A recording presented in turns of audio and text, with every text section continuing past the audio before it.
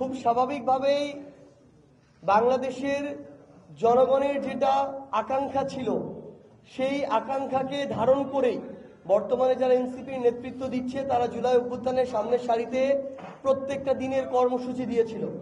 NCP দৃঢ়ভাবে বিশ্বাস করে যতক্ষণ আমরা জনগণের আকাঙ্ক্ষাকে ধারণ করব ততক্ষণই আমাদের অস্তিত্ব এই বাংলাদেশে থাকবে, আমরা রাজনীতিতে প্রাসঙ্গিক থাকব।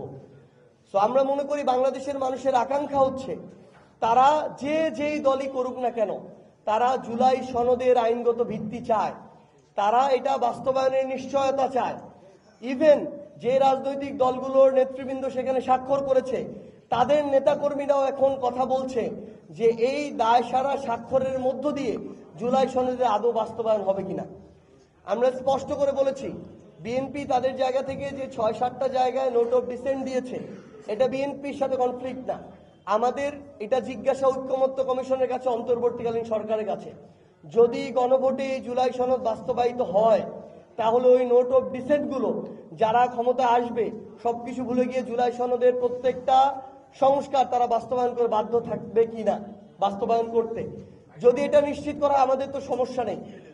বাংলাদেশের মানুষ যেই বিষয়টাতে অস্পষ্ট এবং ক্লিয়ারেন্স চায় আমরাও এনসিপি দলের জায়গা থেকে সেটাই চেয়েছি।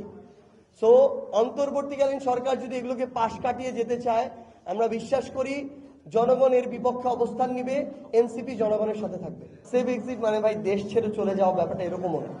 সেফ এক্সিট মানে হচ্ছে আপনি যে আপনার গুরুত্বপূর্ণ দায়িত্বগুলো আপনার উপরে আছে একটা অন্তর্বর্তীকালীন সরকার হিসেবে, অভ্যুত্থান পরবর্তী সরকার হিসেবে, আপনি সেগুলোকে পাশ কাটিয়ে শুধুমাত্র নির্বাচনমুখী হচ্ছেন কিনা, আপনার আলাপ আলোচনা প্রায়োরিটি ওই এককেন্দ্রিক হয়ে যাচ্ছে কিনা। যদি হয় আমরা মনে করব এই গুরুত্বপূর্ণ দায়িত্বগুলোকে যদি আপনি পাশ কাটিয়ে যান শুধু নির্বাচনের দিকে, এটাও এক ধরনের এক্সিট। কিন্তু বাংলাদেশের মানুষের সাথে, অভ্যুত্থানের আকাঙ্ক্ষার সাথে এটা কোনোভাবেই প্রাসঙ্গিক হতে পারে না। কিন্তু আপনি যেটা বলছেন যে শেখ হাসিনার সাথে উপদেষ্টার কথা বলছে, আমরা এসব প্রোপাগান্ডায় কান দিতে চাই না। এগুলো অবাস্তব কথাবার্তা আমাদের কাছে মনে হয়। সো আমরা আমাদের জায়গা থেকে এইটুকুই বলবো, আওয়ামী লীগের যারা দোসররা কিংবা আওয়ামী লীগের যেই সব কীটপতঙ্গ এখনো দেশে ঘোরাফেরা করছে বিভিন্ন জায়গায়, তারা তো চাইবেই যে তারা অস্থিতিশীল করতে পরিবেশটাকে, তারা তাদের জায়গা থেকে এটা চাইবেই যে বিভিন্নভাবে সংগঠিত হতে। কিন্তু আমরা স্পষ্ট করে মনে করি ফ্যাসিস্ট বিরোধী লড়াই যারা একসাথে ছিল তারা তাদের জায়গা থেকে ওই অপরাধীদেরকে একটা মাত্র কাজে তারা সহযোগিতা করতে পারে, সেটা হচ্ছে বিচারের আওতায় আনার কাজে। তো আমরা তাদের কাছে এইটুকু প্রত্যাশা করি সবাই যদি এই ক্ষেত্রে ঐক্যবদ্ধ থাকে, আমরা মনে করি বাংলাদেশে আওয়ামী লীগের নামে, আওয়ামী লীগের নৌকা মার্কায় আর রাজনীতির কোনো প্রাসঙ্গিকতা এখন নেই, আগামীতে থাকবে না। আমরা জুলাই সনদের আইনগত ভিত্তি বাস্তবায়নের নিশ্চয়তা চাই, দৃশ্যমান বিচার চাই। কাদের দৃশ্যমান বিচার? খুব স্বাভাবিকভাবে সকল মামলার সকল আসামির দৃশ্যমান বিচার ফেব্রুয়ারির মধ্যে হয়ে যাবে, এটাও প্রাসঙ্গিক নয়। কিন্তু যারা এই খুনগুলোর হত্যাযজ্ঞের সাথে সরাসরি নির্দেশদাতা বা জড়িত, আমরা ওই রকম যারা প্রথম সারির তাদের দৃশ্যমান, আমরা তাদের রায় এবং কার্যকরিতা দেখতে চাই।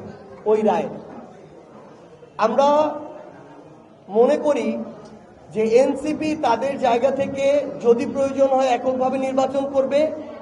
যদি কোনো রাজনৈতিক দলের সাথে এই কমিটমেন্টে আসা যায় যে ওই রাজনৈতিক দল এই অভ্যুত্থানের আকাঙ্ক্ষাকে ধারণ করে জুলাই সনদের যে প্রত্যেকটি চাওয়া, এই চাওয়াগুলোকে বাস্তবায়ন করার জন্য জনগণের আকাঙ্ক্ষার সাথে কোনো নেগোসিয়েশন না করে জনগণের আকাঙ্ক্ষাকে প্রায়োরিটি দিয়ে আগামীতে কাজ করবে, তাহলে ওই দলের সাথে এনসিপির অ্যালায়েন্স হতে পারে।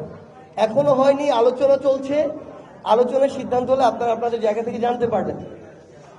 এনসিপি তাদের জায়গা থেকে শাপলা প্রতীকের বিষয় অনড়, কোনো আইনগত বাধা না থাকা সত্ত্বেও যদি এখানে নির্বাচন কমিশন তাদের স্বৈরাচারী আচরণের প্রদর্শন করে, স্বেচ্ছাচারিতা করে এবং কোনো প্রভাবে প্রভাবিত হয়ে এনসিপির এই যৌক্তিক চাওয়াটাকে তারা মূল্যায়ন না করে, আমরা আমাদের জায়গা থেকে যদি আমাদের রাজনৈতিকভাবে রাজপথ দিয়ে এটাকে মোকাবেলা করতে হয় আমরা সেই পথে যাব।